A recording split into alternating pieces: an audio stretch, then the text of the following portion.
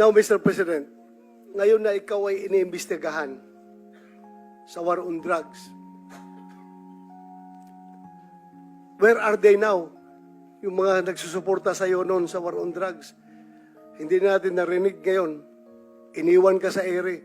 Ano po yung naramdaman mo? Takot. Alam ko kasi yung tao, yung for the good time lang yan sila.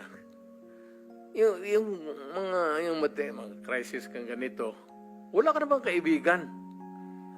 Tama naman sabihin ng tao na, bakit kami may utang na loob sa iyo? Bayad ka. Trabaho mo yan. Tama yan. In theory, tama yan. Tama sila. Kayong mga pulis. Ikaw. Pati ako. Pero, yung dapat lang malaman na yung pagiging mayor ko, pagiging talagang presidente, dinibdib ko yan. Wala akong agenda. Wala akong dinagdag na baski isang poste sa bahay ko. Wala akong bagong kotse.